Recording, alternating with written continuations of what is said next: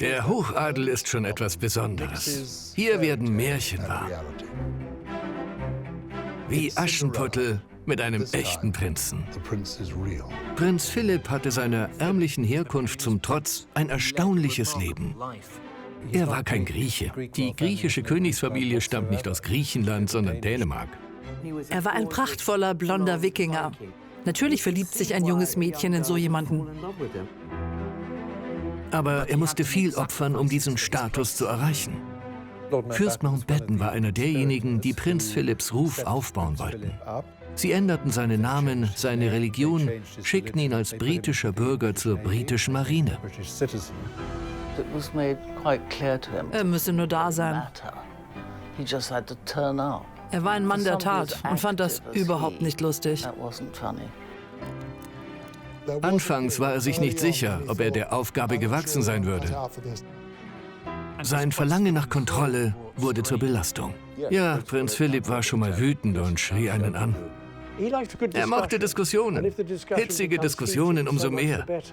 Philipps Leben war geprägt von Disziplin. Er war dynamisch, intelligent und einfallsreich. Er wollte sich stets vorwärts bewegen, war ein Mann der Tat. Sein starker Wille trieb ihn an. Er hörte am Tag seiner Hochzeit auf zu rauchen. Eine letzte Zigarette. Danach hat er keine mehr auch nur angeschaut. Er war charmant und konnte sich alles erlauben.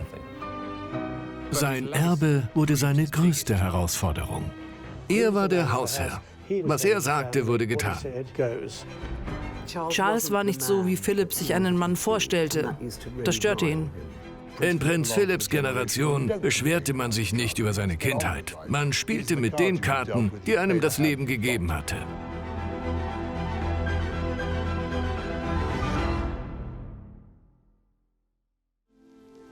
Ihr Ehemann Philipp leistet als einer der Ersten seinen Schwur. Ich, Philipp, schwöre als euer Lehnsmann und irdischer Vertreter, durch Glauben und Wahrheit mein Leben und Sterben eurem Schutze vor allen Feinden zu widmen. Er erhebt sich, küsst die Wange der Königin und berührt ihre Krone, bereit, ihre Last mitzutragen. Der Herzog von Edinburgh hatte mehr königliches Blut als jede andere Person. Mehr noch als die Queen. Sie beide waren Urenkel von Königin Victoria. Aber während die Queen zur einen Hälfte von Aristokraten abstammt und nur zur anderen Hälfte von königlichem Blut ist, stammen beide Hälften der Familie des Herzogs von Edinburgh von Königinnen, Königen, Kaisern und Zaren ab. Er war mit ihnen allen verwandt. Prinzessin Alice von Battenberg, Prinz Philipps Mutter, kam 1885 als erstes Urenkelkind von Königin Victoria in Windsor Castle zur Welt. Sie stammte von der verstorbenen Prinzessin Alice von Hessen ab. Königin Victoria hatte ihre Mutter, Victoria von Battenberg, adoptiert. Sie war ungewöhnlich, schwerhörig, aber hochintelligent. Viel von Philipps Engagement für das Gemeinwohl, für Fürsorge, Umweltschutz, Spirituelles, all das kam von seiner Mutter. Sie hatte ein schwieriges Leben. Der Erste Weltkrieg zerstörte ihr gesamtes Weltbild. Ihre zwei Tanten, die Zarin und Großherzogin Ella, wurden in Russland ermordet. Sie war fast völlig taub, da ihre eustachischen Röhren verstopft waren. Das isolierte sie, aber sie war ein schönes, intelligentes Mädchen. Auch Philipps Vater war von königlichem Blut. Den Griechen gingen die Könige aus, also importierten sie die dänische Königsfamilie, die dann zur griechischen wurde. Prinz Philipp war Prinz von Griechenland, mochte die Griechen aber nicht besonders, da sein Großvater ermordet worden war. Die griechische Königsfamilie wurde immer wieder ins Exil geschickt. Ein König sagte einmal, man könne nur König Griechenlands werden, wenn man einen gepackten Koffer habe. Prinzessin Alice heiratete Prinz Andreas von Griechenland. Sie hatten erst 4 Töchter und später Prinz Philipp. Er kam auf dem Küchentisch des Hauses Monrepos in Korfu zur Welt. Kinder kamen damals zu Hause zur Welt. Warum also nicht auf dem Küchentisch? Das Kind war Philippos Andreou von Schleswig-Holstein-Sonderberg-Glücksburg, Prinz von Griechenland und Dänemark. Kurz nach seiner Geburt ging für die griechische Königsfamilie alles schief. Prinz Andreas wurde festgenommen, in einem Schauprozess wegen Verrats verurteilt und sollte hingerichtet werden. Sie entkamen nur knapp und wurden von der britischen Marine gerettet. Sie flohen in einen Vorort von Paris, wo sie 7 Jahre lang lebten. Philipps Eltern hatten kein Geld, also waren sie auf die Hilfe ihrer reichen Tanten angewiesen, darunter Edwina Mountbatten, die Ehefrau des Fürsten Mountbatten, der Philipps Schulbildung finanzierte. Die Erbin wurde an Philipps erfolgreichen wie ambitionierten Onkel verheiratet. Seinen Vater verschlug es nach Südfrankreich, wo er mit einer Mätresse auf einer Yacht lebte. Seine Mutter kam nach einem Nervenzusammenbruch in der Schweiz in eine Anstalt. Prinz Philipp sah seine Eltern lange Zeit nicht, insbesondere seine Mutter für mehrere Jahre. Keine Glückwunschkarten zum Geburtstag oder zu Weihnachten, kein Kontakt. Als ich ihn danach fragte, spielte er es herunter. Es sei nicht selten, dass so etwas passiere. Prinz Philipp hatte stets Hochachtung vor seinem Vater. Als ich die Biografie seiner Mutter schrieb, musste er mich stets zügeln, wenn sein Vater vorkam. Er hat mich also überzeugt, dass er seinen Vater für einen guten Vater hielt, nicht aber, dass er tatsächlich ein guter Vater war. Sein Vater war ein gebrochener Mann. Im Exil in Paris ging er ins Ritz, um mit Freunden zu trinken und zu scherzen. So hangelte er sich durchs Leben. Mitglieder von Königsfamilien sind nicht gerne im Exil. Sie wollen ihrem Land dienen und sind frustriert, wenn sie das nicht können. Als ich in einem Entwurf schrieb, Prinz Andreas habe die Rolle als Vater aufgegeben, kommentierte Prinz Philipp das als Unsinn. Er habe ja jeden Sommer 3 Tage mit ihm verbracht. Nicht ganz meine Idee von einem guten Vater. Sein Vater war aus der Familie geflohen, ein lasterhafter Mann, der alle Ersparnisse in Casinos in Monte Carlo verspielte. Seine Mutter wurde später Nonne eines heiligen Ordens. Er hatte durchaus eine exzentrische Familiensituation. Prinz Philipp war ein pflichtbewusster Sohn, obwohl seine Mutter oft nicht für ihn da war. Er berichtete ihr in vielen Briefen, was in seinem Leben geschah. Sie hatten eine enge Beziehung. Sie verbrachte ihre letzten Jahre in Buckingham Palace. Graf Mountbatten, Prinz Philipps Onkel, nannte sie Alice at the Palace. Prinz Philipp sagte einmal, mein Vater war nicht da, meine Mutter war krank, damit musste ich einfach klarkommen. Philipp kam als Flüchtling auf dem Anwesen entfernter Verwandter unter. Prinz Philipp hatte kein Geld. Die Familie hatte reiche Kontakte, viele mit Schlössern und edlen Anwesen, aber sie hatten kein Geld. Sie mussten ihre Schuhe mit Pappkarton stopfen, wenn sie löchrig wurden. Sie waren wirklich mittellos, was ihn aufgrund seines Selbstbewusstseins aber nicht beirrte. Philipp wurde von Tanten, Onkeln, Cousinen und Schwestern aufgezogen. Er musste selbst für sich eintreten und das gelang ihm sehr gut. Er sprach nie über seine schwierige Kindheit, aber sie muss eine große Herausforderung gewesen sein. Man findet Spuren davon in Gästebüchern von Häusern, in denen er in den 1930er Jahren war. Er kam zu Besuch, schrieb seinen Namen auf die Liste und trug seine Adresse im Gästebuch ein. Neben seinem Namen stand dann einfach kein fester Wohnsitz. Er war sich also während seiner Kindheit bewusst, dass er keinen festen Wohnsitz hatte. Aber er beschwerte sich nie. Seine Großmutter, Victoria von Battenberg, später Marchioness von Milford Haven, gab seinem Leben Stabilität. Sie kaufte ihm Schulkleidung, da sich sein Vater nicht um ihn kümmerte und seine Mutter nicht da war. Die Schule gab dem Leben des jungen Prinzen Struktur. Ursprünglich ging Prinz Philipp in Deutschland, in Baden, bei einer seiner Schwestern zur Schule. Der Schulmeister Kurt Hahn witterte rechtzeitig den Aufstieg der Nazis in Deutschland und verlagerte sein Unternehmen nach Schottland, wo er in Gordonston eine neue Schule eröffnete. Das entlegene schottische Internat Gordonston legte großen Wert auf Fitness, Eigeninitiative und Selbstdisziplin. Dieser aktive Lebenswandel sagte ihm sehr zu. Es ging darum, gute, verantwortungsvolle Bürger zu erziehen und ihnen Antrieb zu geben. Er war in der Schule immer ganz vorne mit dabei.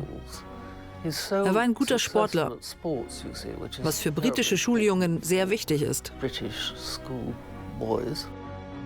Gordonston ist nicht für jeden die richtige Schule, sicher nicht für seinen Sohn.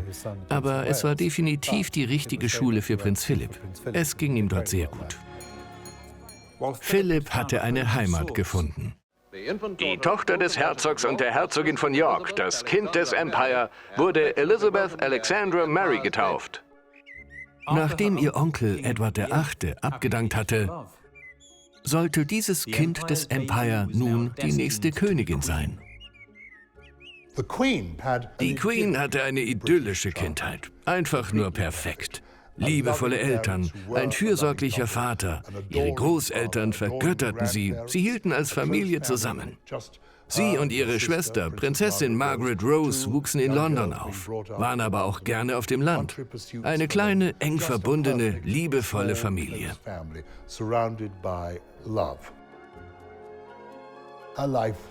Ihr Leben war bereits vorbestimmt. Sie würde einst die Königin sein. Sie folgte diesem Pfad.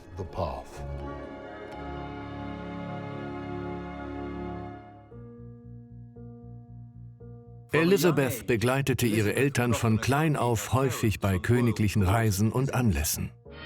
Der König, einst ein Kadett der Marineschule in Dartmouth, besuchte sie nun 1939 mit der Königin und den Prinzessinnen. Philipp machte nun mit 18 Jahren seinen Abschluss in Gordonston. Entgegen seinem Wunsch, zu den Luftstreitkräften zu gehen, schickte ihn sein Onkel Louis Mountbatten zur Marine. Der Einfluss von Fürst Mountbatten ist faszinierend. Aus seinen Briefen lässt sich herauslesen, dass Fürst Mountbatten kein Interesse an Philipp hatte, bis er erkannte, dass er möglicherweise Prinzessin Elizabeth heiraten könnte. Mountbatten sorgte dafür, dass sein Neffe in Dartmouth auf die Königsfamilie traf. Prinz Philipp sollte sich um die Prinzessinnen kümmern, während der König beschäftigt war. Es war Liebe auf den ersten Blick. Sie war etwa 13. Da war er plötzlich und sah fast schon angeberisch gut aus. Filmaufnahmen zeigen Philipp in Uniform knapp hinter der Königsfamilie. Dies sind die ältesten Aufnahmen, auf denen er und Elizabeth gemeinsam zu sehen sind. Prinz Philipp war humorvoll, gut aussehend und sehr von sich überzeugt.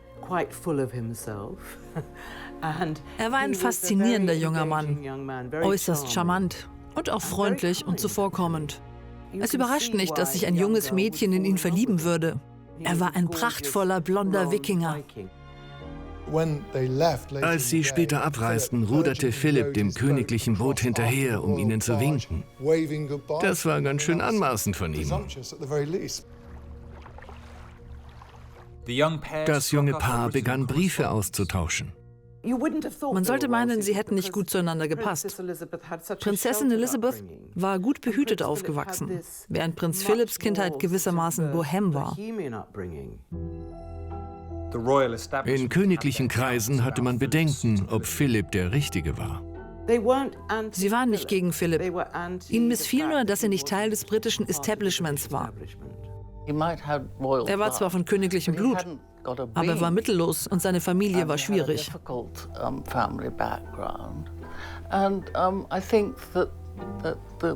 König George und Königin Elizabeth waren der Ansicht, ihre Tochter wäre zu jung, um diese Entscheidung selbst zu treffen. Vielleicht wäre ihnen ein reicher englischer oder schottischer Aristokrat lieber gewesen als ein ärmlicher Prinz. Prinz Philipp leistete sich direkt einen Patzer, als er in Balmoral die Eltern von Prinzessin Elizabeth traf. Er hatte einen Kilt an und machte einen Knicks vor ihnen in der Hoffnung, seinen zukünftigen Schwiegereltern würde das gefallen. Sie aber fanden das überhaupt nicht komisch. Bei Hofe war man ihm nicht freundlich gesonnen, hielt ihn für ungebildet. Er war nicht in Eton gewesen, was ja das Maß aller Dinge für die Höflinge war.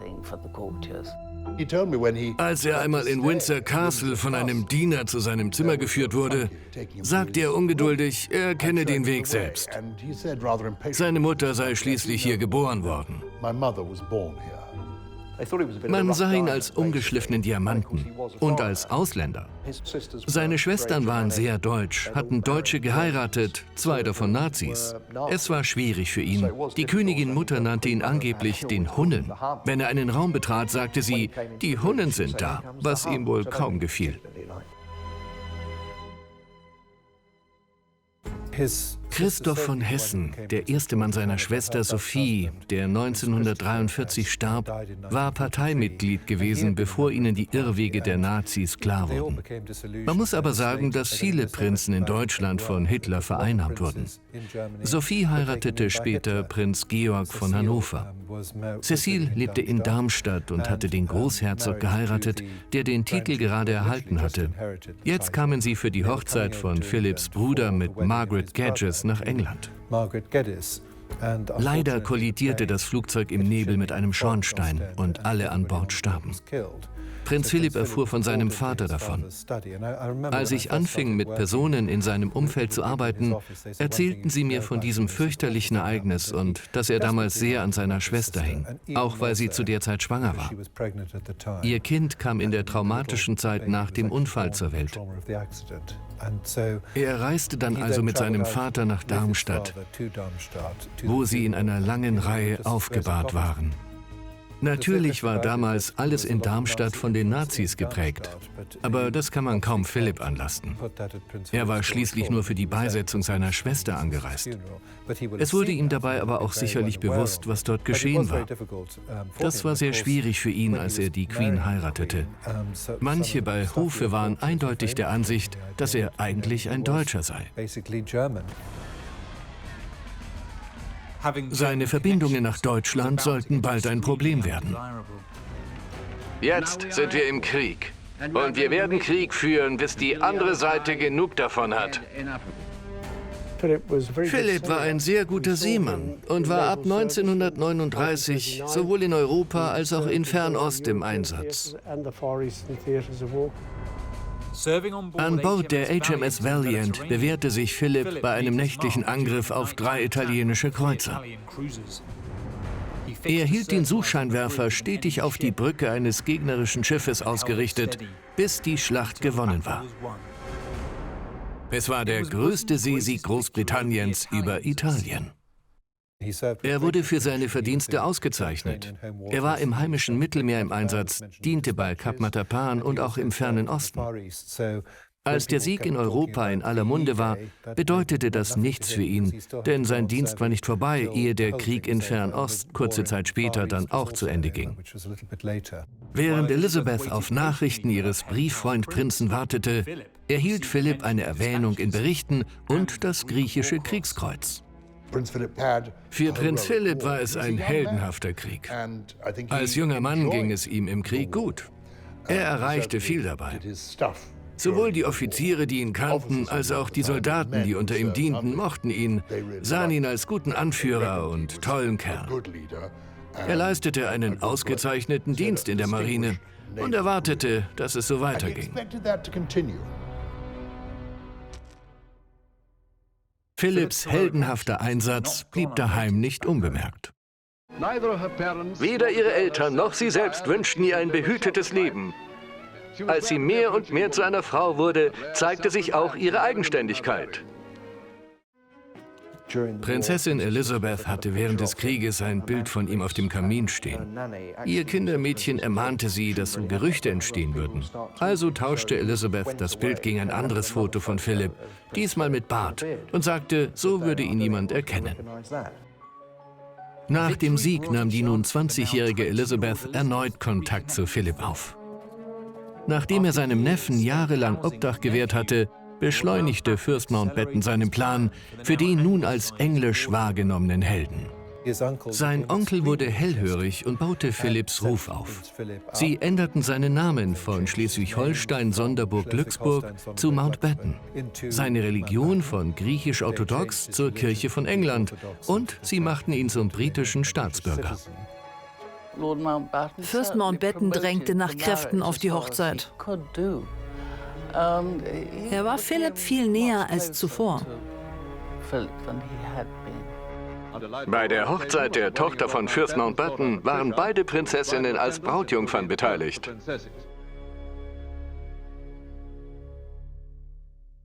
An der Kirchenpforte nahm Philipp von Griechenland, jetzt Leutnant Mountbatten, ihnen die Mäntel ab. Philipp war gewissermaßen ein deutscher Prinz, weshalb man ihm im Land missgünstig gegenüberstand. Davon blieb auch die Königsfamilie nicht verschont und man bekam Zweifel an der Heirat. Sie mussten ihre Monarchie konsolidieren, ihren eigenen Thron schützen, da nur eine Generation zuvor der Zar in Russland gefallen war. Man wollte nicht, dass wegen Prinzessin Elizabeths bevorzugtem Ehemann antideutsche Tendenzen erneut aufflammen würden.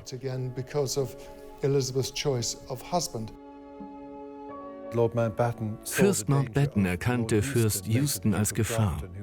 Er war bei den Grenadier Guards und ein guter Freund der Königin. Angeblich verschaffte ihm Fürst Mountbatten eine doppelte Beförderung und versetzte ihn zu Fürst Wavell in Indien, um ihn aus dem Weg zu räumen. Sie gaben ihm eine geladene Waffe. Abdrücken musste er selbst. Anfangs verweigerte der König dem Paar die Heirat. Die eiserne Prinzessin hingegen drohte mit Abdankung, sollte sie ihren Prinzen nicht bekommen. Viele Frauen schwärmten von ihm. Er war ein gut aussehender, charmanter junger Marineoffizier. Die oberen Ränge in der Familie waren nicht ganz glücklich damit, kamen aber darüber hinweg, weil Philipp einfach ein charmanter, fähiger Mann war. Außerdem war er Elizabeth treu ergeben. Das bedeutete alles für König George. Ihr starker Familienzusammenhalt wäre daran zerbrochen. Der König aber vergötterte seine Töchter und war vermutlich auch recht zufrieden mit dem Arrangement. Viele Familien machen sich Sorgen, wenn eine Tochter den ersten Mann heiratet, in den sie sich je verliebt hat. Der König nahm sie nach Südafrika mit, um herauszufinden, ob ihre Liebe trotz Verzögerungen und Aufschub Bestand haben würde. Danach war ihm klar, dass er es nicht aufhalten können würde. Also ließ er es geschehen. Nach einem Jahr des Wartens wurde öffentlich die Verlobung verkündet. Ich bin hocherfreut, dass mein zukünftiger Ehemann bei mir ist. Die Allgemeinheit war begeistert. London war nach den kargen Kriegsjahren eine dreckig graue, ausgebombte Stadt. Plötzlich sollte dieses golden strahlende Paar heiraten. Ihr Glück und ihre Liebe lagen also allen am Herzen. Die Königin-Mutter hatte gehofft, Elizabeth würde jemanden von den Grenadier Guards heiraten, die im Krieg in Windsor Castle gewesen waren. Sie fragte, ob sie sich nicht brüskiert fühlen würden, und sie waren tatsächlich so eingeschnappt, dass Philipp erst 1952 Oberst des Regiments wurde. Er hörte am Morgen seiner Hochzeit mit dem Rauchen auf. Er drückte seine letzte Zigarette aus und hat danach nie wieder eine auch nur angesehen. So war Prinz Philipp eben. Er erreichte alles durch schiere Willenskraft. In einem Moment rauchte er und dann sagte er, das war's, nie wieder.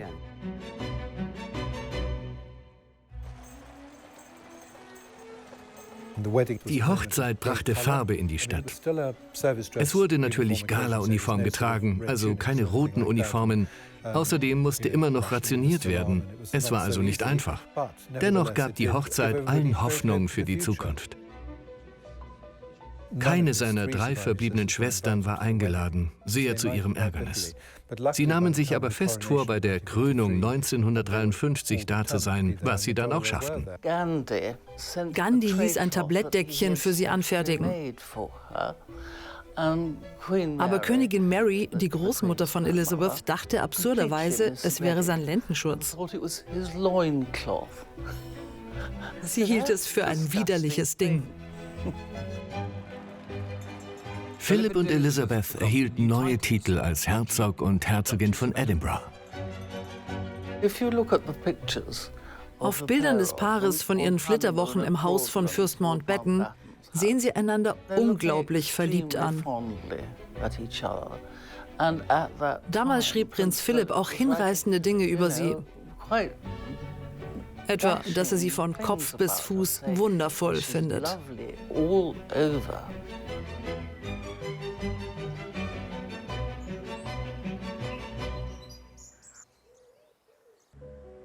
Clarence House in London wurde die königliche Residenz. Die Ehe gab Philips Leben Stabilität, obwohl er stets betonte, dass er das gar nicht brauche. Sie gab ihm zumindest ein Zuhause, einen Ort, an dem er unter Freunden sein konnte. Trotz der Schwierigkeiten gewöhnte sich Philipp an seine neue Rolle. Inmitten seiner Pflichten bei der Marine, diplomatischer Bemühungen und Wohltätigkeitsveranstaltungen bekam das Paar 2 Kinder. Charles 1948 und Anne 1950. Er musste vieles verschieben, was er vor der Thronbesteigung der Queen vorgehabt hatte. Danach konnte er es eher tun. In den frühen Jahren ihrer Ehe war Prinz Philipp bei der Marine. Er war nicht unbedingt ein Hausmann, aber er kümmerte sich um die Kinder. Natürlich hatten sie Kindermädchen, aber die Queen war mit Staatsangelegenheiten beschäftigt. Sie war 26, hatte 2 junge Kinder. Prinz Philipp traf bezüglich ihrer Kinder die Entscheidungen. Ihre Ehe war insofern altmodisch. Der Mann hatte das Sagen, weil auch die Queen so aufgewachsen war. Dementsprechend sah sie das auch so. Es gefiel ihm, seine Kinder großzuziehen. Er warf Prinz Charles im Buckingham Palace in den Pool. Sie waren sehr glücklich, als Philipp oft auf Malta war. Die Marine hatte dort viel zu tun und im großen Hafen lagen wunderbare Schiffe. Es gab Polospiele und Tanzabende im Phoenicia Hotel. Die Queen sagte stets, Malta wäre neben England ihre einzige Heimat gewesen. Sie konnte dort mit ihrem kleinen Auto fahren, einkaufen gehen oder ins Kino. Sie konnte Prinz Philipp beim Polospiel zusehen. Es war ein Ort, an dem sie als Familie so entspannt und normal leben konnten, wie nur irgendwie möglich. Das einfache Leben war jedoch nicht von Dauer.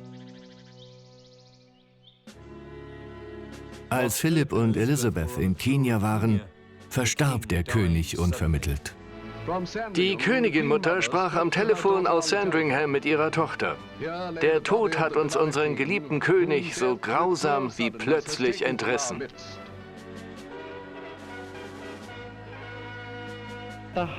Die großmächtige Prinzessin Elizabeth Alexandra Mary ist nach dem Tod unseres geliebten Herrschers nun Königin Elizabeth II., durch Gottes Gnaden Königin dieses Reiches. Elizabeth war nun die Königin. Laut seinem Stallmeister Michael Parker, der sie auf der Reise in Kenia begleitete, standen sie alle unter Schock. Philipp wurde bleich und verbarg sein Gesicht in einer Zeitung, als ihm die Tragweite des Ganzen klar wurde.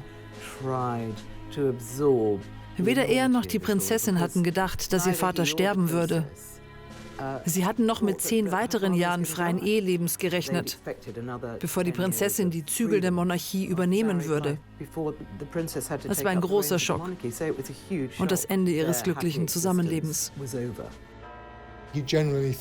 Er dachte, sie würden bis 1960 weiter als Marineoffizier und Frau leben. Das erwies sich als großer Irrtum.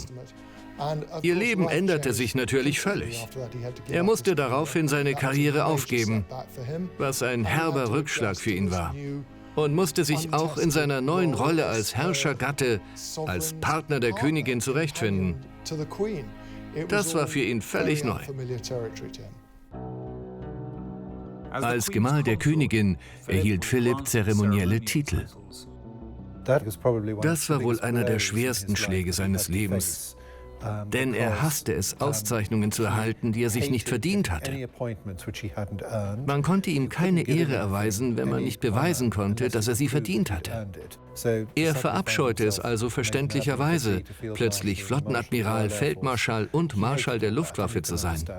Sein Onkel, Fürst Mountbatten, hatte sich an die Spitze der Marine hochgearbeitet, ebenso sein Großvater. Alle sagten, Prinz Philipp hätte das auch aus eigenem Antrieb erreichen können. Es steht aber außer Frage, dass die Rolle als Gemahl der Königin von England auch wichtig war. Er gab seine Marinelaufbahn also nicht umsonst auf. Als Königin hatte auch Elizabeth mehr zu tun. Die Queen sprach nicht mit Philipp über Staatsangelegenheiten. Die Verfassung verbat dies. Sie war Herrscherin durch Beschluss des Parlaments und Erbfolge. Regierungsschriften gingen also an sie. Er war zwar der Prinz des Vereinigten Königreichs, hatte aber keinen Einblick in staatliche Dokumente. Ich fragte den Herzog von Edinburgh, ob man ihm gesagt hatte, was er zu tun habe, was er verneinte. Man sagte ihm nur, was er nicht tun sollte. Die Rolle der Königin war bereits ausgestaltet. Es war klar, was sie in ihrer Rolle als Königin zu tun haben würde, und sie fand sich einfach und natürlich darin zurecht. Er wurde allein gelassen. Das war schwierig für ihn. Ihr Premierminister Winston Churchill war ein alter Mann, auf dessen Schoß sie in den 1920er Jahren gesessen hatte, als sie ein Baby und er der Sekretär ihres Vaters war. Sie war erst 26 und so dominierten diese alten Männer die Queen, und der Herzog von Edinburgh hatte nichts zu sagen.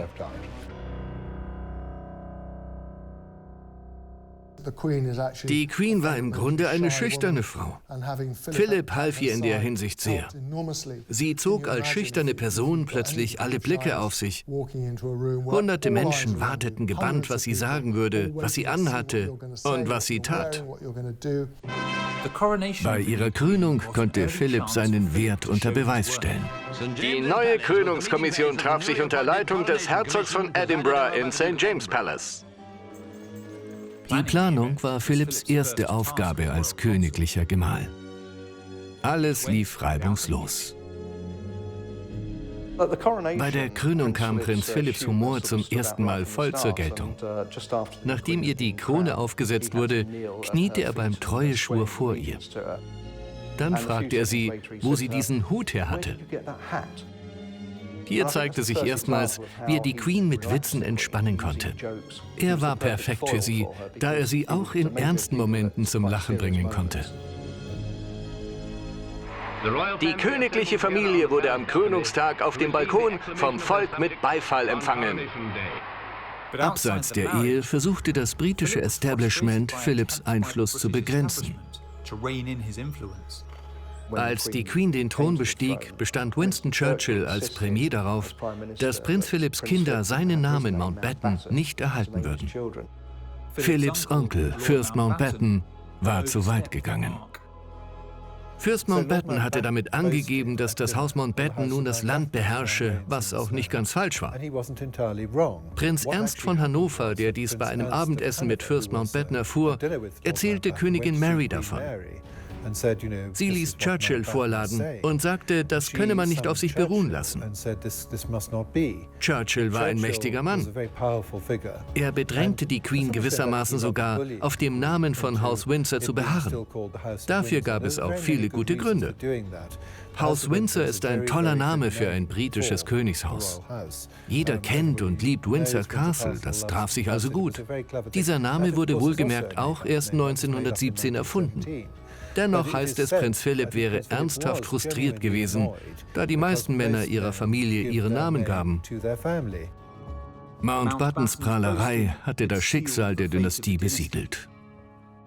Philipp war wütend und ihre Beziehung sollte sich nie ganz davon erholen. Er schimpfte, er werde nur als Amöbe wahrgenommen. Er sei der einzige christliche Mann, dessen Kinder nicht seinen Namen annahmen. Er war darüber unglücklich, aber auch über die Beschränkungen in dem, was er tun konnte. Er konnte nicht so frei reden wie zuvor. Die altmodischen Höflinge in Buckingham Palace waren ihm gegenüber unfreundlich gesonnen. Sie mochten ihn nicht, hielten ihn für einen Schürzenjäger. Seine Modernisierungspläne missfielen ihnen auch. Er war ein kluger, junger Mann mit starken Überzeugungen. Die Strukturen in Buckingham Palace missfielen ihm. Er fand die Perücken der Diener lächerlich. Er wollte mehr sein als nur ein wenig frischer Wind. Es müssten größere Änderungen her, wenn er bliebe. Anfangs war er sich aber nicht sicher, ob er dafür aus dem richtigen Holz geschnitzt war. Auf Weltreise konnte Philipp den Beschränkungen des königlichen Lebens entkommen. Prinz Philipp eröffnete die Olympischen Spiele in Melbourne.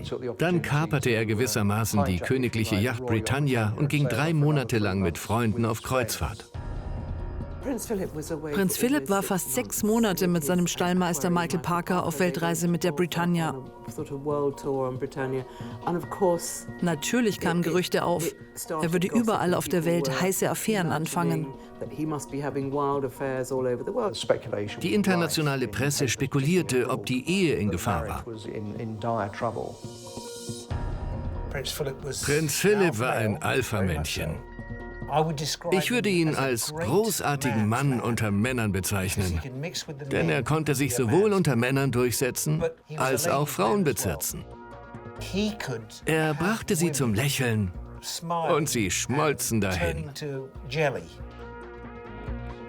Prinz Philip wurde seit den 1950er Jahren immer wieder vorgeworfen, anderen Frauen hinterherzuschauen und seine Hände nicht bei sich behalten zu können. In den frühen 1960er Jahren wurde bekannt, dass Prinz Philip den Thursday Club in London besuchte. Es gab Gerüchte, er hätte sich dort mit verschiedenen Frauen getroffen. Man hört viel Unfug über die Orgien im Thursday Club, die vermutlich eher Saufabende für die Jungs waren. Angeblich hatte Philip sich mit Heerscharen an Frauen eingelassen. Er genoss es natürlich, sich mit schönen Frauen zu umgeben. Es kursierten viele Gerüchte. Es ist auch immer schwer zu sagen, ob etwas eine körperliche Affäre war oder nur eine Freundschaft mit guter Chemie. Hierin liegt das Problem. Prinz Philip entgegnete den Anschuldigungen, wie er das denn getan haben sollte, wenn ihm doch ständig Detektive folgten und er immer von Leuten umgeben war.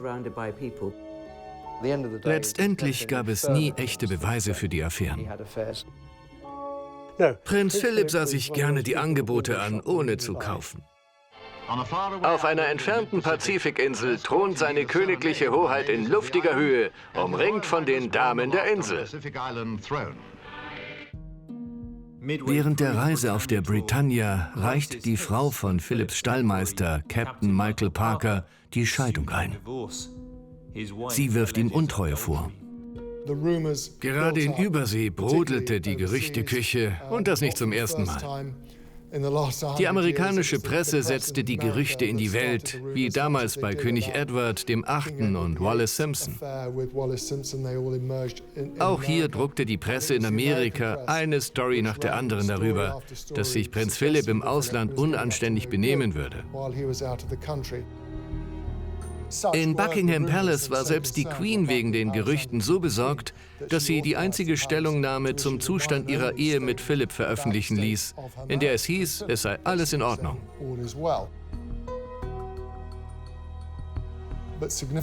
Außerdem flog sie nach Portugal, um ihn noch vor seiner Heimkehr zu treffen. Dass sie so demonstrierten, dass in ihrer Ehe alles in Ordnung war, zeigt, wie ernst sie die Gerüchte nahmen. Die Queen dachte, ihm wäre ein Bart gewachsen, also trug sie einen falschen Bart. Er hatte ihn aber vor seiner Rückkehr abrasiert. Der Witz fiel ins Wasser. Ihre Differenzen waren aber beigelegt. 4 Jahre später kam Prinz Andrew zur Welt und später Prinz Edward. Darum gilt Andrew als das Liebeskind, ein Zeichen, dass in ihrer Ehe 1960 wieder alles in Ordnung war. Die Presse machte sich dadurch bei Philip nicht beliebt. Prinz Philip mochte die Medien nicht. Und er wollte sich nicht auf Gespräche mit ihnen einlassen. Darum erschien er uns immer als mürrischer Charakter. Normalerweise verstehe ich mich sehr gut mit der Presse. Aber manchmal geschehen Dinge, die mir nicht so sehr gefallen. Er ging einfach weg, wenn jemand eine dumme Frage stellte. Ein Reporter fragte einmal, wie war Ihr Flug? Und er sagte, sind Sie schon mal geflogen? Der Reporter bejahte das und er sagte, genauso. Wenn man ihn fragte, wie er sich heute fühlte, blaffte er, ob er denn krank aussehe. Philip vertiefte sich in gemeinnützige Arbeit. und nutzte seinen Einfluss für Anliegen, die ihm am Herzen lagen. Prinz Philipp sagte, der Verlust seiner Karriere mache ihm nichts aus. Aber etwas musste er ja tun. Er konnte keine 5 Minuten stillsitzen. Er sah sich also an, wann die Queen ihn für verschiedene Anlässe im Jahr brauchte. Wenn er nicht gebraucht wurde, tat er, wonach ihm war. Auf seiner Amerikareise sammelte Prinz Philipp $1 Million für Kinder. Prinz Philipp lebte den Augenblick. Jemand mit seiner Kindheit blickt nicht zurück. Er wollte stets weiter vorankommen, war ein Mann der Tat. Es gab immer ein neues Anliegen, ein neues Problem, das gelöst werden wollte. Kurz nach dem Krieg wurde die National Playing Fields Association gegründet. Es sollten zerbombte Bereiche und Grünflächen bebaut werden, da es infolge der Zerstörung durch den Krieg sehr an Wohnraum mangelte. Prinz Philipp engagierte sich gemeinsam mit Kurt Hahn, dem Gründer von Gordonston, dafür, dass den Kindern genug Orte erhalten blieben, an denen sie sich austoben und entfalten konnten. Darum haben wir heute noch so viele Freiflächen, Parks und Grünanlagen im Vereinigten Königreich. Das ist sein Verdienst, auch wenn viele nichts davon wissen. Das war die erste nationale Wohltätigkeitsorganisation, für die er sich nach seiner Verlobung mit Elizabeth 1947 einsetzte. Als ich ihr Büro besuchte, war ich überrascht, dass zum einen er der Vorsitzende und anwesend war und er zum anderen jemanden gefunden hatte, der sich sehr für diese Aufgabe engagierte. Er hatte großes Interesse an Psychologie, las Carl Jung, den Schweizer Psychologen. Jung zufolge blicken glückliche Menschen nach außen, nicht auf sich selbst, und sind an anderen Menschen und ihrer Umwelt interessiert, an Wissenschaft, Natur und Kunst. Philipp hatte Vorbehalte gegenüber Menschen, die viel über sich selbst nachdachten, sich selbst liebten und verhätschelten. Damit konnte er nichts anfangen. Körperliche Fitness für junge Leute lag ihm sehr am Herzen. Er befürchtete, dass Kinder in Zukunft höchstens noch Messer und Gabel hochheben würden, Jahrzehnte bevor Übergewicht ein großes Thema wurde. Das internationale Jugendprogramm half Millionen Menschen. Es machte sie zu Anführern, erlaubte ihnen Zertifikate zu erlangen. Die Goldauszeichnungen waren eine beachtliche Leistung.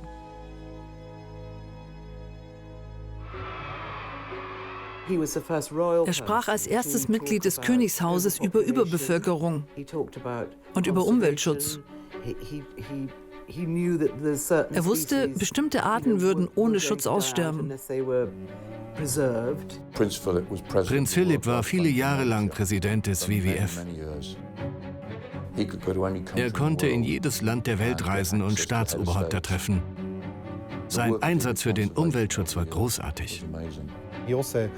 Er half auch der Queen bei der Verwaltung der königlichen Anwesen, denn er wusste, hier konnte er ihr vieles abnehmen. Er kümmerte sich sehr um die Verwaltung der Anwesen in Sandringham und Balmoral und war Hilfsförster in Windsor Castle. Er konnte sich also auch bei den Häusern für Nachhaltigkeit einsetzen. Er musste eine Rolle für sich finden. Darum brachte er sich bei so vielen verschiedenen Projekten ein. Er war zudem an über 830 Organisationen beteiligt. An diesem Abend wurden 10.000 Pfund für das Jugendprogramm gesammelt, sehr zum Vergnügen aller. Er bewegte eine Menge im Leben vieler Menschen. Und er sagte einmal, er kann mit dem Spendensammeln nicht aufhören. Wenn ihn die königlichen und wohltätigen Pflichten überlasteten, zog sich Philipp auf eines der Familienanwesen zurück. Die Reichen, Mächtigen und Berühmten, wie eben die Königsfamilie, haben zwei Leben.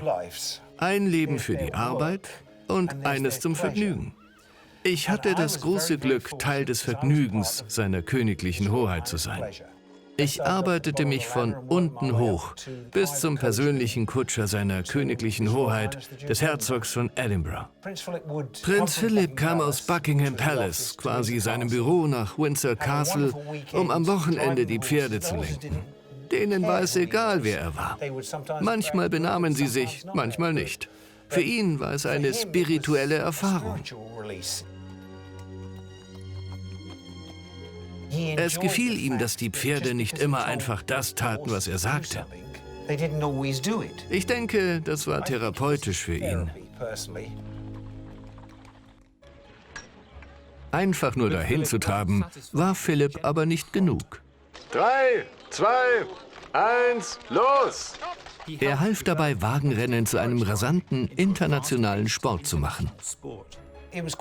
Es war fast schon surreal, dass der Gatte ihrer Majestät, der Königin, einen Wagen fuhr, den er mit mir gebaut hatte.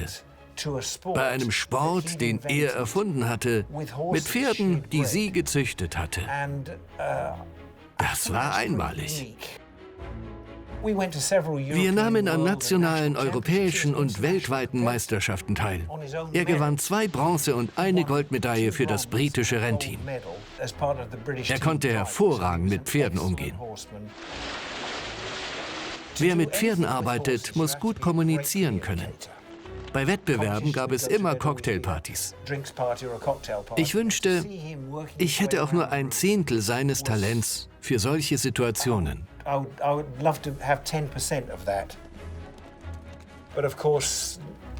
Bei Wettbewerben kam es im Eifer des Gefechts aber natürlich auch vor, dass Philip wie ein Seemann schimpfte.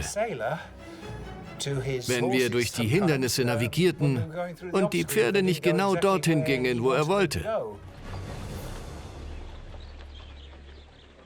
Philips Hauptanliegen war jedoch immer seine Rolle als Gemahl der Queen.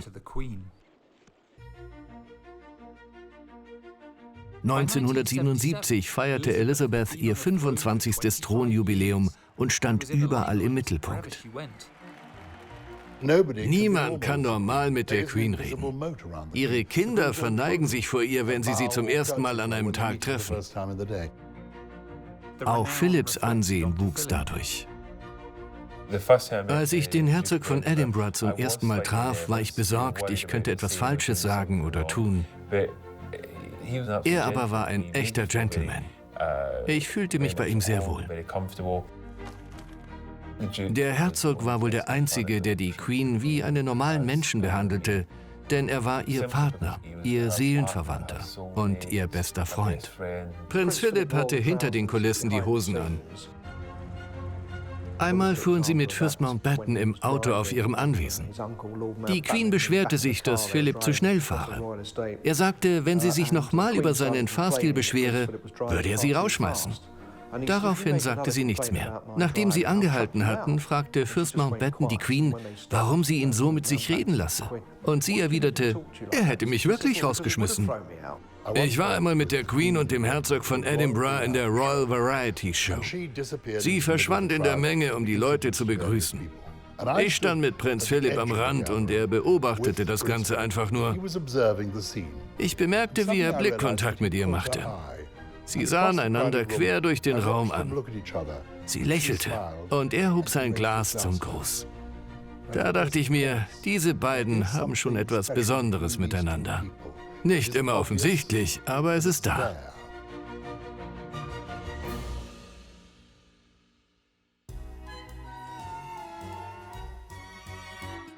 Philipp ging in seiner Rolle als Repräsentant ihrer Majestät auf. Er gab sich gern seiner Rolle entsprechend, war immer perfekt gekleidet. Er wählte seine Kleidung sehr bewusst aus. Bei Veranstaltungen trug er immer die richtige Krawatte. Das Einstecktuch war stets genauso ausgerichtet wie eins bei seinem Vater. Er kam aus einer Zeit, als sich Männer äußerst elegant kleideten. Man sah ihn nie ohne Hemd, Krawatte und Jacket, wie damals im alten Hollywood. Sie galten nie als Berühmtheiten oder Stars, aber man konnte sie bei den gleichen Veranstaltungen sehen. Weiße Fliege, schwarze Fliege, lange Krawatte. Er sah immer perfekt aus. Sein eindrucksvoller Stil bescherte Philipp sogar einen spirituellen Status. Es gibt eine Insel im Pazifik, deren Bewohner Prinz Philip als eine Gottheit verehren.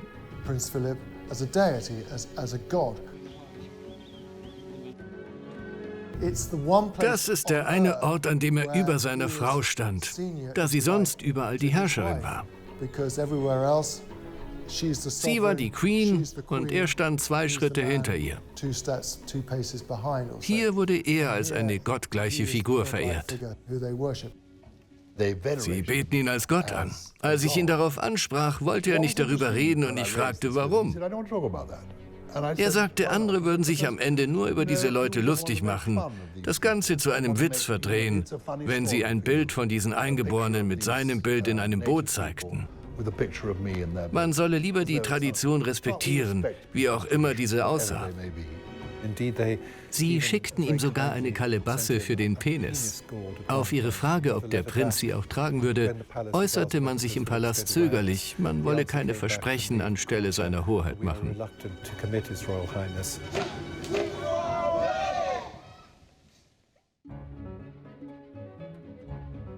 Den Hochadel zu treffen ist immer schwierig. Wenn die Könige den Raum verlassen, ist das immer eine große Erleichterung. Der Herzog von Edinburgh wusste das. Wenn er eine Reihe Leute begrüßte, versuchte er immer mindestens einen zum Lachen zu bringen. Meistens mit Erfolg. Werden Sie nun Zeuge des weltweit führenden Gedenktafelenthüllers bei der Arbeit?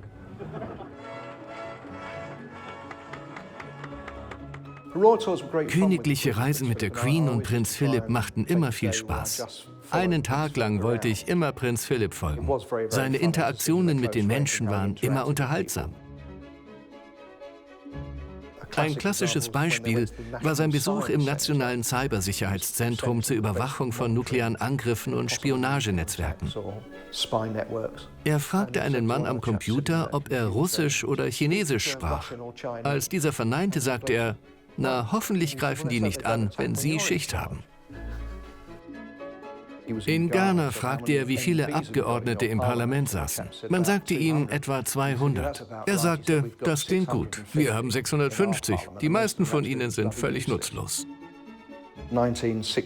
Bei der kenianischen Unabhängigkeitsfeier 1963, als viele Länder das britische Empire verließen, wandte er sich um Mitternacht, als der Union Jack heruntergenommen wurde und die kenianische Flagge gehisst wurde, an Jomo Kenyatta, den Anführer Kenias, und fragte, seid ihr sicher, dass ihr das durchziehen wollt?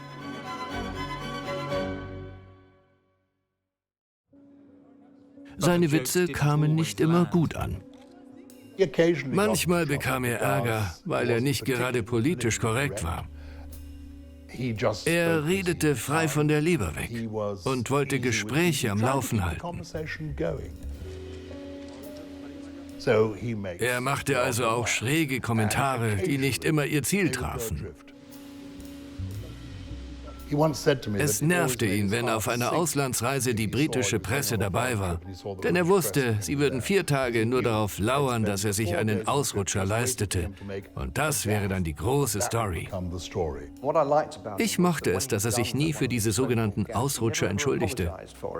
Am nächsten Tag machte er weiter, als wäre nichts gewesen. Wenn mitten im Gespräch jemand mit so einem Aufnahmegerät oder auch so einer langen Mikrofonangel auf einen zeigt, wird man schon nervös. Er sagte, die Medien würden das alles falsch verstehen. Er wolle ja nur das Eis brechen. Er wollte die Leute immer aufziehen und zum Lachen bringen. Das konnte manchmal auch anstößig sein, wenn man ihn nicht kannte. Ich wusste, dass er es nicht ernst meinte. Es war einfach nur seine Art. Das Tolle am Herzog von Edinburgh ist, dass mich niemand zu ihm fragt, ob er dieses oder jenes wirklich gesagt hatte, denn er legte alle Karten auf den Tisch. So war das eben mit ihm. Haben Sie nicht einen Herrn gefragt, wie er das denn abnehmen wolle? Naja, freut mich, dass er es herunterbekommen hat. Hoffentlich. Er war wohl der letzte Mann, der sich politisch inkorrekte Witze leisten konnte. Vielen gefiel das. Dem Herzog von Edinburgh war es nicht allzu wichtig, ob die Allgemeinheit ihn mochte oder nicht. Er hatte im Krieg gekämpft und dort Schreckliches erlebt. Seiner Meinung nach waren die modernen Menschen etwas zu empfindsam und reagierten zu empfindlich auf Kritik. Das traf auf ihn überhaupt nicht zu. Er konnte jeder Kritik einfach standhalten. Für ihn war das Teil seiner Arbeit. In Kanada sagte er einmal ganz offen: Wenn ihr wollt, sind wir da und leisten unseren Teil. Wenn nicht, sagt Bescheid, dann gehen wir wieder. Er sagte, die Leute glauben, die Monarchie diene nur sich selbst. Aber das tue sie nicht. Sie diene dem Volk. Wenn das Volk etwas ändern wolle, könne es das über Wahlen erreichen. Denn darum geht es in der Demokratie. Vielleicht war es etwas unfair, seine scharfsinnigen Sprüche zu betonen, anstatt seine Errungenschaften für das öffentliche Leben. Da er überall im Rampenlicht stand, brauchte er Schutz. Prinz Philipp hatte ja nichts gegen Polizisten, mochte aber seine Freiheit. Nachdem er die Queen heiratete, musste er sich mit dem Polizeischutz abfinden. Der Schutz war wichtig. 1979 wurde Fürst Mountbatten, nun Prinz Charles' Mentor, von einer Bombe der IRA getötet. In Sandringham und Balmoral konnten wir ihm seine Ruhe lassen, wenn er wollte. Wenn Prinz Philipp aber mit dem Auto wegfuhr und den Schutzbeamten mitnahm, konnten wir nichts tun. Prinz Philipp gab nicht so viel auf die Sicherheit. Er war ein starker, gesunder und lebhafter Mann. Wenn es um ein interessantes Gesprächsthema wie Wagenrennen ging, konnte ich ihm sagen, dass ich mit ihm darüber reden wollte und nicht als Leibwächter mitkam. So ließ er mich dann mitkommen. Manchmal konnte ich ihm auch direkt sagen, dass er heute einen Polizisten braucht.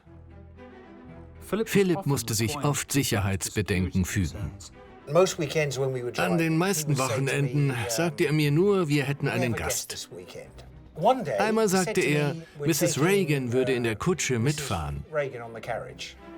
Präsident Ronald Reagan und die First Lady Nancy Reagan waren unter strengen Sicherheitsvorkehrungen auf Staatsbesuch in Großbritannien. Prinz Philipp kam für eine Ausfahrt vorbei und fluchte, weil wir die Männer vom Secret Service in der Kutsche mitnehmen mussten. Der Anzug des Secret Service-Agenten war 2 Nummern zu klein und er hatte praktisch keinen Hals. Der Kopf lag direkt auf den Schultern. Wir fuhren also mit der Kutsche hinter der Queen und dem Präsidenten auf 2 Pferden aus Kanada hinterher. Am Ende der Fahrt ging es zwischen 2 Pylonen durch, gerade 15 Zentimeter breiter als die Kutsche. Als wir daran vorbeifuhren, fragte Nancy, was das denn sei, und Philipp wollte es ihr zeigen. Also lenkte er die Kutsche im Trab durch den Pylonenparcours. Ich sah die Queen und den Präsidenten und dachte, dass wir es trotz all der Sicherheit schaffen würden, die Frau des Präsidenten bei der Fahrt durch Pylonen zu töten.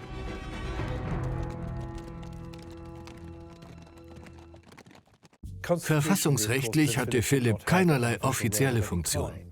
Ob und wie sehr die Queen seinem Rat folgte, entschied sie selbst. In Familienangelegenheiten aber fügte sie sich ihm, wie es jede Frau ihrer Generation getan hätte. Philipps Rolle war die des Familienoberhaupts. Als sie Kinder bekamen, machte die Queen von vornherein klar, dass Philipp in dieser Rolle unantastbar war. Als das erstgeborene Kind sollte Charles einst König werden. Prinz Philipp stand seiner Tochter Prinzessin Anne und Prinz Edward sehr nah. Prinz Charles aber war er nie besonders eng verbunden. Charles wurde nicht der Mann, den er sich erhofft hatte, und das störte ihn.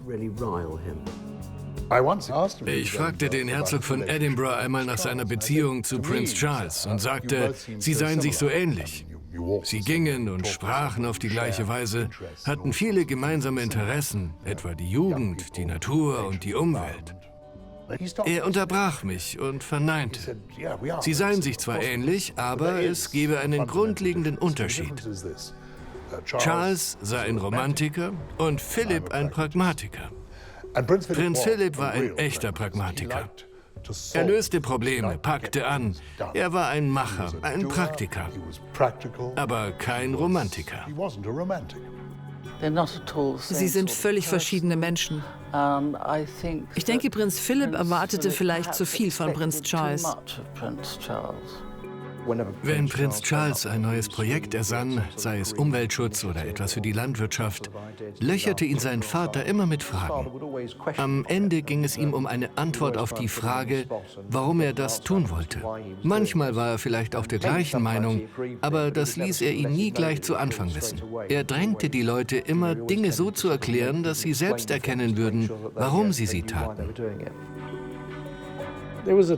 Der Prinz von Wales und seine Beziehung zu seinen Eltern waren eine Zeit lang andauernd in den Medien. Wie in vielen Familien verstand er sich nicht mit ihnen. Manchmal verträgt man sich als Familie, manchmal eben nicht. Hier ging es aber um eine bedeutende Familie. Wenn sie niesten, dichtete die Presse ihnen die Grippe an. Beim Husten sogar Bronchitis. Aber was sie taten, wurde unter dem Mikroskop genauestens analysiert und über jede Bewegung berichtet.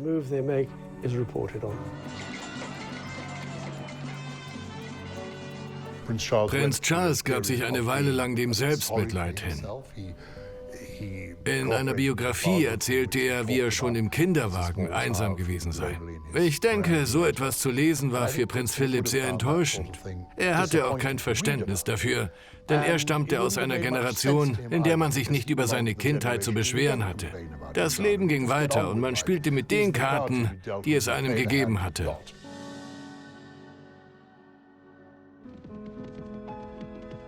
Philipp musste mit ansehen, wie Charles' Beziehungen die Medien beherrschten. Mit Diana Spencers Ankunft vergrößerte sich die Aufmerksamkeit. Anfangs kam Philipp wohl mit ihr noch am besten zurecht. Philipp war ein Außenseiter gewesen, Diana gewissermaßen ebenso. Sie beide heirateten in die Königsfamilie ein. Sie war in der Königsfamilie eine Außenseiterin, nicht jedoch in der englischen High Society an sich, da sie die Tochter eines Grafen war.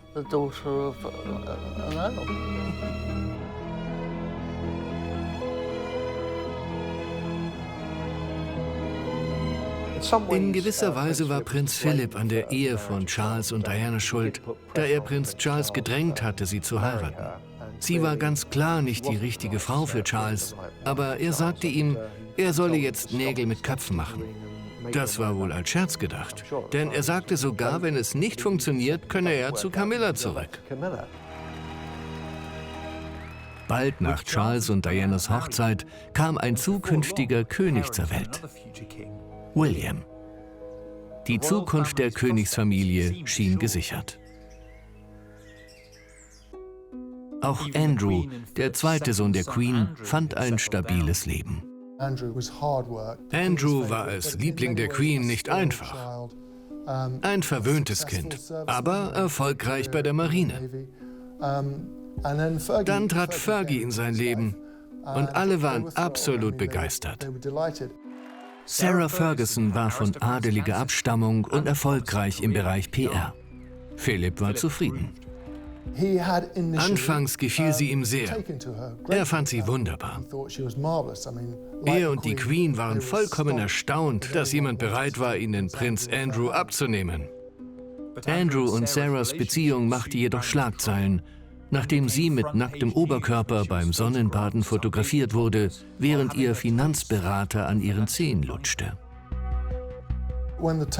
Das Zehenlutscher-Debakel von 92 machte Philipp unglaublich wütend. Er fand, sie hatte Schande über die Königsfamilie gebracht. Er machte seine Gefühle auch mehr als deutlich. Das Zehenlutschen war nicht das einzige Problem, sondern der gesamte Zerfall der Ehe und ihr unangemessenes Verhalten. Sie gab viel Geld aus, kaufte sich ständig allerhand Dinge, reiste erster Klasse und tat in unwürdiger Manier Dinge, die das Königshaus niemals tun sollte. Er wollte nichts mehr mit ihr zu tun haben. Wenn sie einen Raum betrat, ging er. Es wurde so schlimm, dass Fergie nur noch in königlichen Häusern willkommen war, wenn Philipp nicht anwesend war. Ihre Beziehung erholte sich nie davon. Andrew war nicht der einzige Sohn mit Beziehungsproblemen.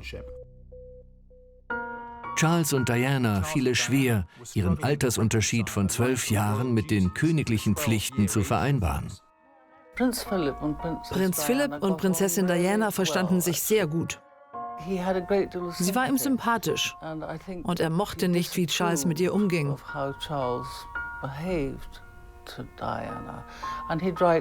Er schrieb ihr auch liebevolle Briefe, in denen es hieß, er und die Queen würden sie als Papa und Mama unterstützen.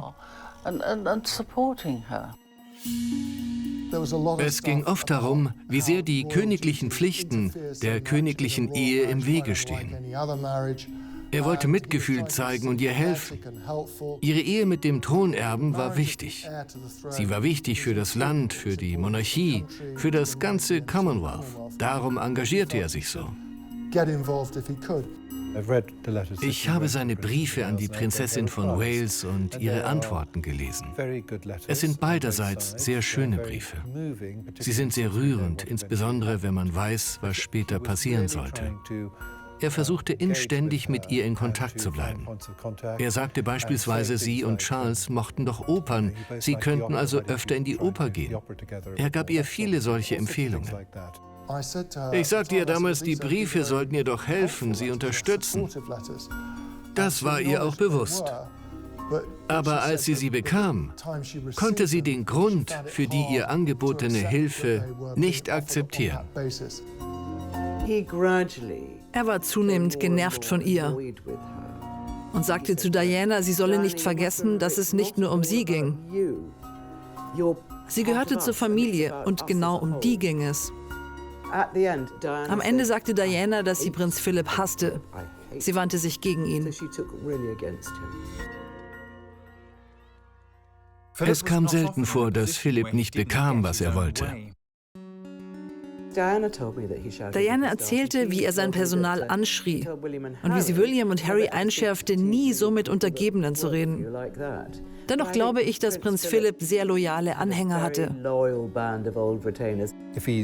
Wenn er jemanden in seinem Büro durch den Wolf drehte, bat er diese Person später um einen Gefallen, damit klar war, dass alles wieder in Ordnung sei. Wenn ich einen Fehler machte oder er glaubte, ich hätte einen gemacht, konnte ich ihm erklären, warum ich es so gemacht hatte. Manchmal akzeptierte er das.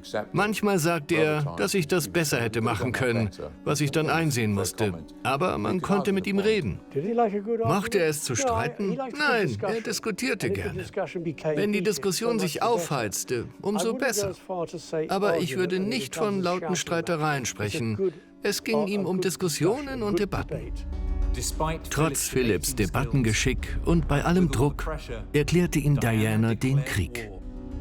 Prinz Philipp drängte die Queen, etwas wegen Diana zu unternehmen. Das war am Höhepunkt des Kriegs zwischen Charles und Diana. Die Queen dachte, es würde sich von alleine lösen. Aber Philipp sagte wieder und wieder, sie müsse etwas tun. Er rügte sie geradezu. In politischen Belangen hörte die Queen auf Ratschläge und handelte entsprechend.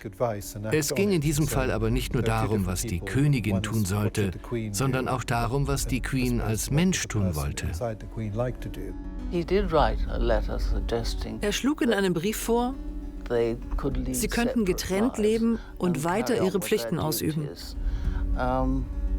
Leider sah das Paar das anders. Prinzessin Anne war das erste königliche Kind, das vor Gericht gegen ihren panzerfahrenden Mann Mark Phillips auf Scheidung klagte. Scheidungen sind immer sehr traurig. In der Königsfamilie gingen 3 Ehen zu Bruch, was für sie alle unglaublich schockierend und verstörend gewesen sein muss. Prinz Philipp war wohl der Ansicht, dass es besser wäre, es zu beenden, anstatt weiter mit negativen Schlagzeilen die Monarchie zu schädigen, wenn es anders einfach nicht ging. Doch nichts konnte den Palast auf das vorbereiten, was kommen sollte.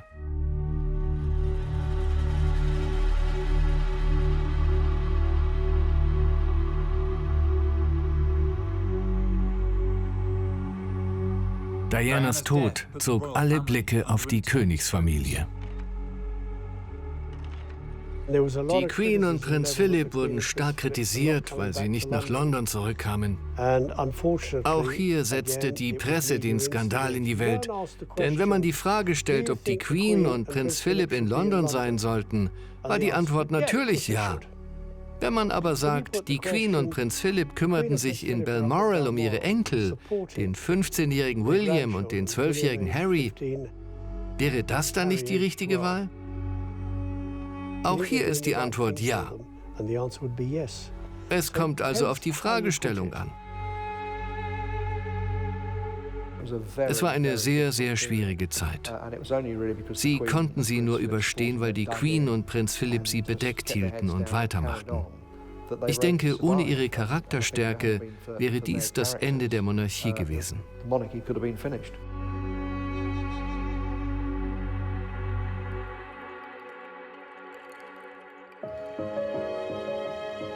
Nur wenige Monate nach Dianas Tod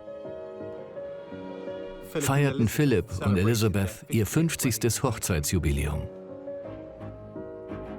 Wir mussten lernen, dass Duldsamkeit die entscheidende Zutat jeder glücklichen Ehe ist. Und glauben Sie mir, die Queen verfügt über ein Übermaß an Duldsamkeit. In einem halben Jahrhundert als Herzog von Edinburgh hatte Philipp viele Hobbys gefunden, die die Queen dulden musste. Er war an so vielen Dingen interessiert, etwa Wissenschaft und Technologie, Industrie, aber auch Kunst. Er hatte eine große Sammlung an Gemälden angehäuft und war ein äußerst sachkundiger Ornithologe. Prinz Philipp hat über ein Dutzend Bücher geschrieben. Über Umweltschutz, Wissenschaft, aber auch über das Kutschenfahren und die Försterei.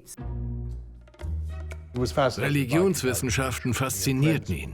Er war mit Buddhisten, Muslimen und Juden befreundet, hatte eine Privataudienz bei Papst Johannes Paul II. Aber darüber sprach er nicht öffentlich, das war nicht sein Stil. Er wusste viel über Religionen, hatte etwa 600 Bücher zu dem Thema. Er hat 3 Bücher über Religion und Umwelt veröffentlicht, die niemand liest, weil sie zu kompliziert sind. Er war ein unersättlicher Leser. Sophie von Wessex, Prinz Edwards Frau, erzählte mir, dass er auch mit über 90 Jahren noch viel las. Er war auch Abonnent des UFO-Magazins. Wirklich. Philipp war aber nicht nur an akademischen Themen interessiert. Er hielt sich sehr fit, trieb Sport, machte Dehnübungen und ging schwimmen. Er hielt seine Version der Atkins-Diät ein, aß nicht zu viel, nicht viele Kohlenhydrate. Er achtete sehr darauf, alles in Maßen zu tun. Er trank nicht viel, aber er machte gern Gin Tonic und trank ein wenig Bier. Insgesamt hatte er viel Selbstdisziplin. Als er ein junger Mann war, ging er in Windlesham Manor in Sportkleidung laufen, wie es auch heute üblich ist. Damals fand die Queen das sehr amüsant. Sie fragte ihn, warum er in diesen Klamotten so lächerlich herumlaufe. Und er antwortete, weil ich schwitzen will. Das Fliegen war eine seiner großen Leidenschaften. Er fing in seinen 20ern damit an und flog bis über 60. Er flog in seinem Leben so viel, wie es jemand bei den Luftstreitkräften getan hätte. Ich dachte, wenn ich fliegen könnte, bekäme ich vielleicht ein Verständnis für die Forderungen und Probleme von Piloten beim Militär wie bei den Airlines.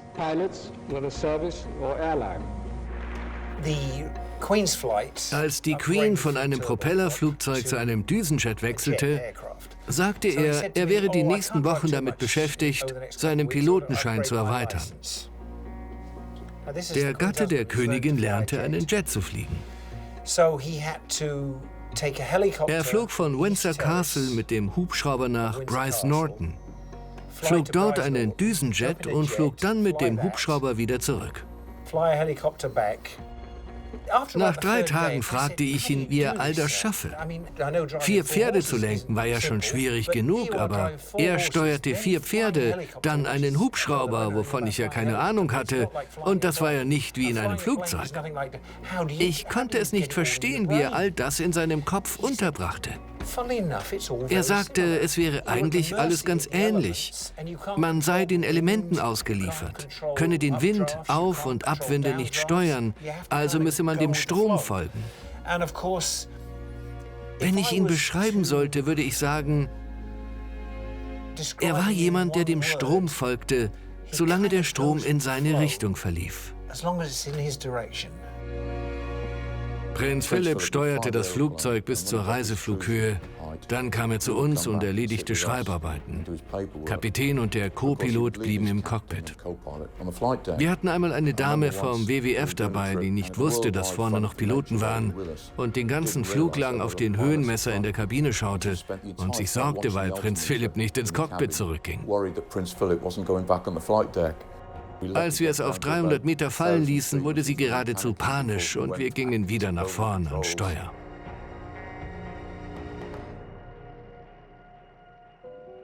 Mit steigendem Alter musste Philip auf viele seiner abenteuerlichen Hobbys verzichten, blieb jedoch an der Seite der Queen.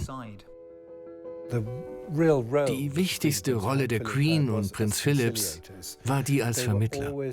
Sie versuchten stets, den Fortschritt am Laufen zu halten und unser aller Leben zu verbessern. Die Staatsbesuche in Deutschland und Japan waren wichtig, aber am denkwürdigsten war wohl der Besuch Irlands. Terroristen aus der Republik Irland waren für den Tod von Philips Onkel Fürst Mountbatten verantwortlich. Prinz Philip hätte einen sehr persönlichen Grund gehabt, den Kontakt mit Irland zu meiden. Aber er selbst sagte einst, dass man nie vergessen solle, wie einfach es ist, bei seinen Gegnern Hass zu schüren. Wenn man sich jedoch mit ihnen verbündet, sei das Ergebnis oft viel besser. Die NATO ist eine defensive Allianz für Zusammenarbeit und dient nicht dazu, Aggressionen zu initiieren oder zu unterstützen. Die Queen sprach bei Feierlichkeiten zu 2 Hochzeitsjubiläen öffentlich darüber, wie sehr sie auf Prinz Philip angewiesen war. Sie sagte häufig, er gebe ihr Kraft und Unterstützung. Damit fasste sie es, denke ich, gut zusammen. Er war immer für sie da. Man kann sich nicht wirklich vorstellen, dass sie ihre Funktion als Königin ohne Prinz Philip ähnlich gut hätte erfüllen können. Philipp kam seinen königlichen Pflichten auch mit über 90 Jahren noch nach. Er scherzte, dass er und die Queen 100 Jahre alt werden müssten, damit Charles nicht auf den Thron käme, da er einige Ansichten hatte, die sie abwegig fanden und er ihnen etwas launenhaft erschien und nicht so charakterstark wie sie selbst. Im Laufe seines Lebens verbesserte sich seine Beziehung zu Prinz Charles und er war erfreut, wie sich Prinz William entwickelte, ebenso über seine Ehe mit Kate. Ich denke, solange Charles auf dem Thron sitzt, ist die Monarchie auf lange Sicht in guten Händen. Seine Enkel liebten und verehrten ihn. Bei Problemen konnten sie immer mit ihrem Großvater reden. Er hatte ein langes Leben und hat viel erlebt, konnte also gute Ratschläge geben. Sie liebten ihn und respektierten, was er erreicht hat. Er kümmerte sich auch hervorragend um die Nachkommen seiner Schwestern und half still und heimlich bei der Erziehung und Bildung etlicher ihrer Kinder und Enkel. Sein Sekretär, Sir Brian McGrath, befasste sich mit einigen von diesen Großneffen und Nichten von Prinz Philip, die in Indien in Schwierigkeiten gerieten. Sie sagten dort, sie wären Verwandte des Herzogs von Edinburgh, woraufhin Buckingham Palace einen Anruf bekam und sich Sir Brian darum kümmerte. Es war mindestens ein Problemkind dabei.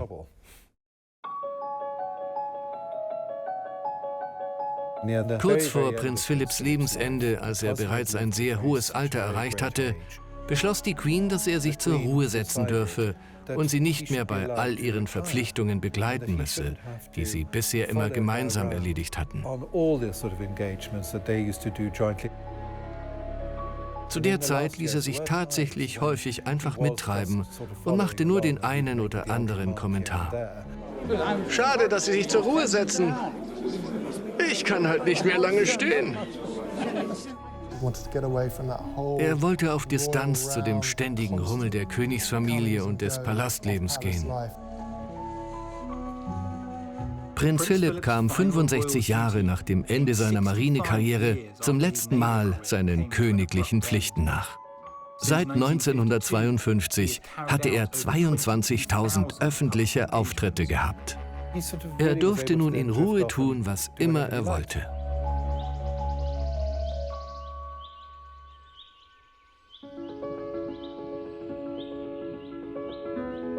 Er zog nach Sandringham, aber nicht in das Haupthaus, sondern nach Woodfarm, ein bescheideneres Gebäude des Anwesens. Es ist Eigentum der Queen und sie sahen es immer als eines ihrer privaten Häuser. Es ist ein wunderbar gemütliches Haus. Er war glücklicher, da ihn nun weniger Personal umsorgte. Ein Diener, ein Koch und einige wenige Besucher. Er verbrachte seine Tage im Garten, beim Malen, beim Lesen und mit Briefen. Als die Königin Mutter 100 Jahre alt wurde, fragte ich Prinz Philipp, ob er auch 100 werden wollte. Er konnte sich nichts Schlimmeres vorstellen. Er war ja damals schon über 70 und sagte, es fallen jetzt schon Stückchen ab. Bei Gott, ich will nicht 100 werden.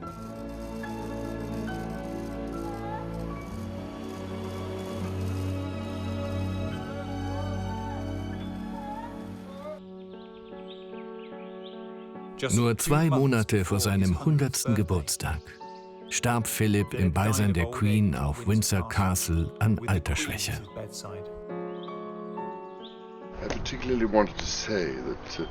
Mein Vater hat in den letzten 70 Jahren aufopferungsvoll einen bemerkenswerten Dienst geleistet. Und mein Vater fehlt mir und meiner Familie sehr.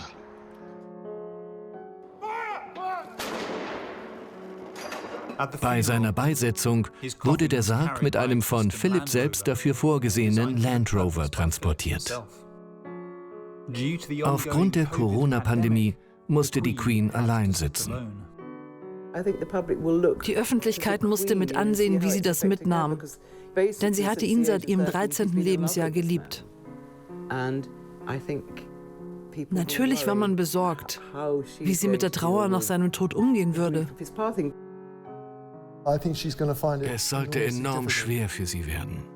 In den letzten Jahren verlor sie zuerst ihre Mutter, ihre Schwester und dann Prinz Philipp. Das waren die 3 wichtigsten Menschen im Leben der Queen.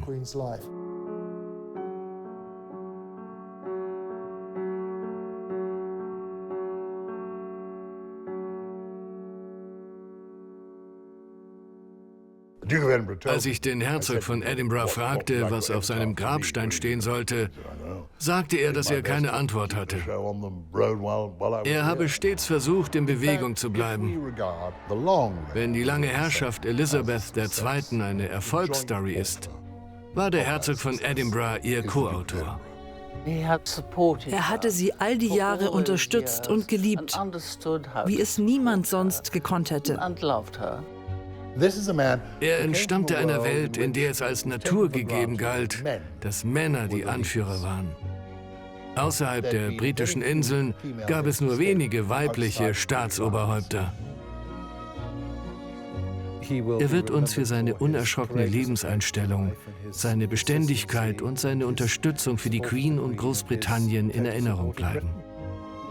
Ich habe 27 Jahre lang mit ihm gearbeitet. Ja, ich vermisse ihn und habe großen Respekt. Viele seiner Reden aus den 1960er und 70er Jahren waren fast schon prophetisch. Ich hatte für verschiedene Projekte Einblicke in seine Archive. Sie sind unglaublich. Bei vielem, über das er sprach, war er seiner Zeit voraus. Prinz Charles und Prinz William folgen dieser Tradition.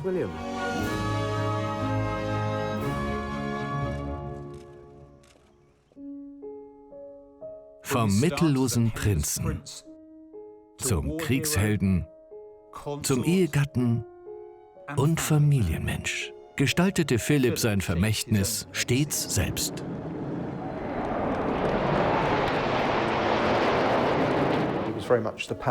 Er war die stille Macht hinter dem Thron und blieb zu Lebzeiten unterschätzt. Es wird der jüngeren Generation der Königsfamilie schwerfallen, das zu ersetzen. Sollte Prinz George ein ähnliches Alter erreichen, wird er der erste Monarch des 22. Jahrhunderts sein. Wenn Sie bis dahin überdauern, haben Sie Ihre Sache gut gemacht. Unsere Monarchie gedeiht durch langlebige und beständige Herrschaft, während Präsidenten und Premierminister überall kommen und gehen.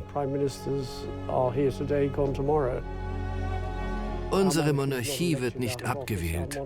Sie ist eine Erbfolge. Anders als Politiker bleibt uns die Monarchie erhalten. Sie ist seit 1000 Jahren der goldene Faden der Geschichte unserer Insel.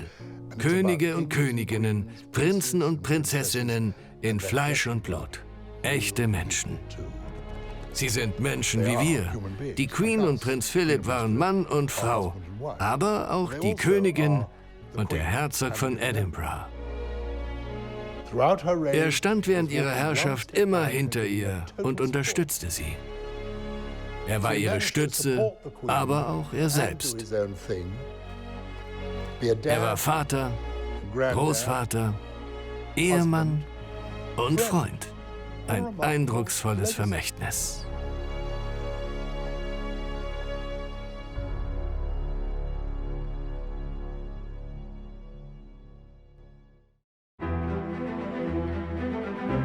Das Commonwealth entstand, weil die Menschen in seinem Dienste Opfer brachten.